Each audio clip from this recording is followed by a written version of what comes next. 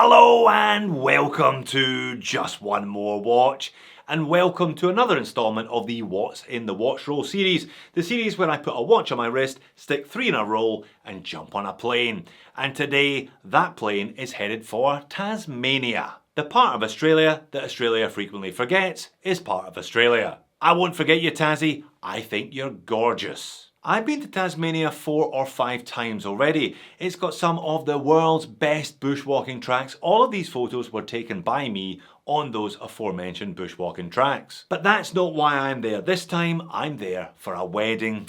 Isn't that nice? My wife's uncle Ashley is getting married at the ripe old age of 64. And he's getting married on a very specific date, the 29th of February. Now traditionally, the 29th of February, which obviously occurs only once every 4 years, was the date when women were allowed to propose to men. But we all know that's not why my wife's uncle is getting married on the 29th of February. It's so that he only has to give his beautiful bride Dee an anniversary present once every 4 years. Shame on you, Ashley. But also well done for an ingenious piece of lateral thinking. Anyway, what's coming with me? Let's flip the camera and find out. Alright, you know how this works by now. 3 watches in the roll, 1, 2, 3, and 1 watch on the wrist. Essentially, this video is a quadruple preview.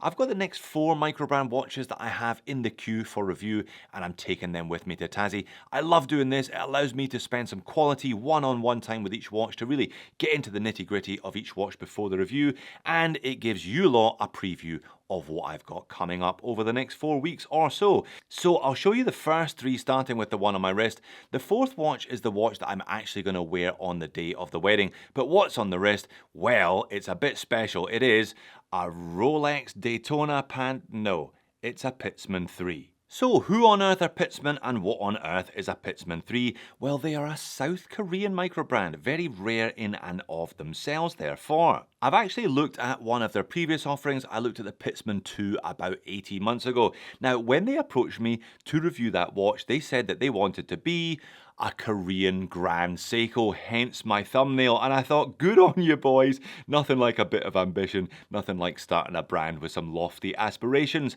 The watch itself I enjoyed. It was a bit more Aqua Terra than Grand Seiko, and I thought the brand was a bit more Korean Christopher Ward than anything else, but believe me, that isn't a slight, that is definitely a compliment from a young brand. But when they approached me about reviewing this model, their 3rd, the Pitzmann 3, I actually initially declined. I thought it was a little bit too much like a Rolex Daytona and also a little bit too much money. This watch features a Seiko NE88 caliber, which is a Seiko 8R88 caliber, the one down from the 9Rs that they feature in Grand Seikos. You're looking at an entry-level price of around $1,300 US up to $3,500 US for a watch powered by one of these. This Pitzmann is pre-ordering at $1,300, so actually it's not bad value in that company when you think about it. Now the bracelet is a straight carryover from the Pitzmann 2, so it is familiar. The head of the watch though is quite different. It's a little bit thick at 13.5mm. I guess auto chronos are always inherently chunky. I do like the use of colour though. It's a lovely white enamel dial, little splashes of red here and there, including on the date wheel. But I'll tell you one moan from the full review in advance. Only 50 meters of water resistance. The Daytona, which is surely the look that they're going for here, features 100. I think a sports watch should feature 100 meters of water resistance, so I'm a little bit disappointed with that. But it looks fantastic. I like all those little red touches, some interesting detailing with the hands as well, and it feels fantastically well made. Lovely case and feels rock solid. The head of the watch particularly feels good. So stay tuned for a full review of this one coming up over the next few weeks or so. So then from South Korea to New Zealand, the second watch in the roll today is a Draken Peregrine. Now, I took my sweet time getting on the Draken bus. I only reviewed my first one last year, but I think this is my 4th one, and I must say I'm a big fan of the brand. I think they offer really solid watches, well made, and great value for money. There's always a bit of a deal, there's always a voucher or a pre-order special, and indeed this Peregrine is on pre-order at $479 US. It's not a brand new model, this is a remake of a previous model, an existing model from their lineup.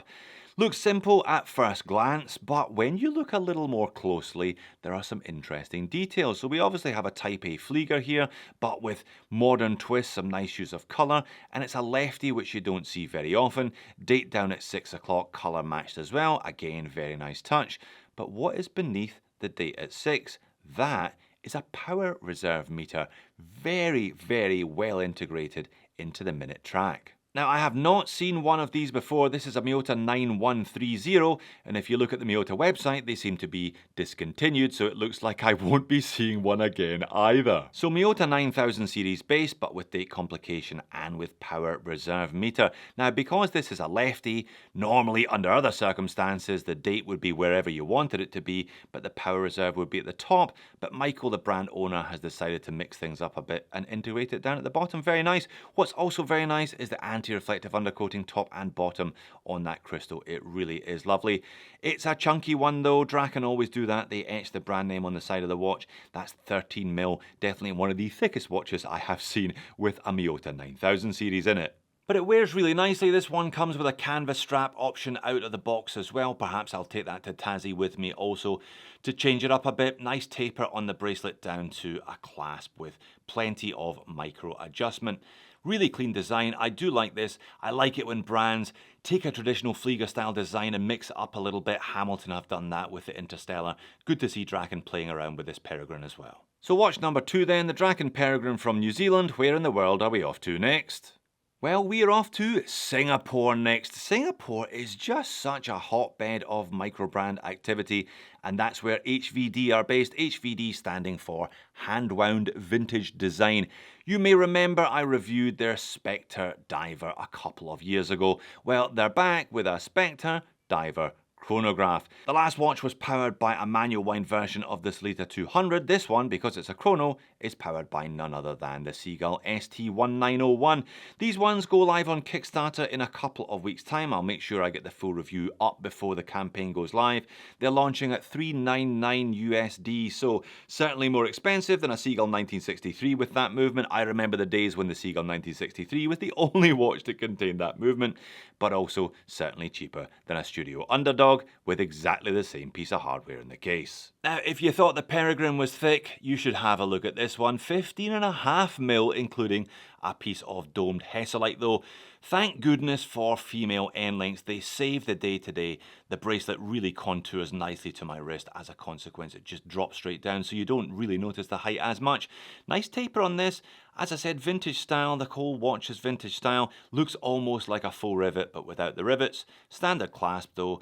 High polish edges to the bracelet and the clasp. Only 3 holes of micro adjust. That will be on my moans and niggles list for the full review, as will the water resistance rating. This thing is rated to only 50 meters. Now, it has the word diver printed on the dial, but only 50 meters of water resistance.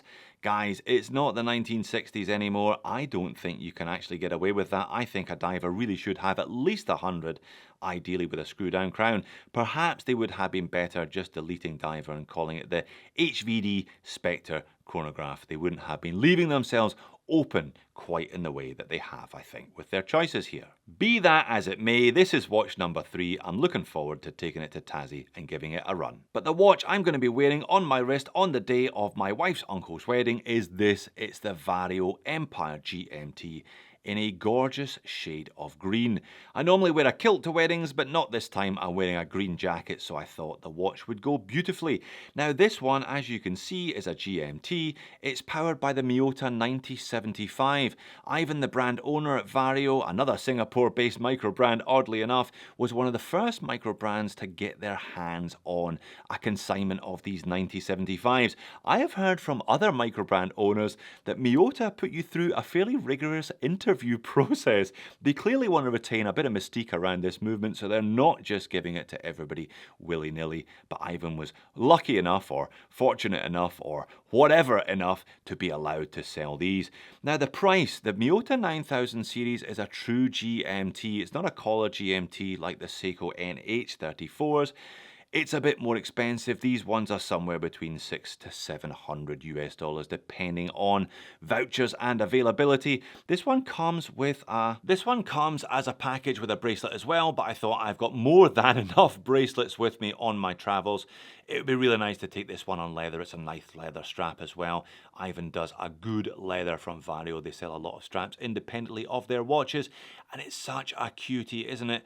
Classic Art Deco design. Look at those numerals, look at those twos, and look at that dial. Lovely guilloche patterning in the center from some angles, and then when I angle it further, you can see lovely concentric circle work where those numerals reside. So yeah, a really nice little watch, great size as well. It's a 38, I believe, sits nicely on my 7-inch wrist. I thought this one would be perfect for the wedding day itself. So South Korea, New Zealand, Singapore, couple of chronos, a retro Flieger style pilot with a modern twist, and a lovely deco dress piece. I think a fairly interesting and eclectic selection there.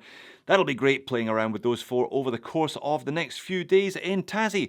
What do you think though? I've given you my initial impressions. I'm sure you get a feel for where the reviews are going to go in a few weeks' time. But leave me a comment, let me know what your thoughts are about this lot. Thanks for making it all the way to the end of the video. If you want to see a few more of these watch roll surprises, click here or click here. I'll see you again in the next one.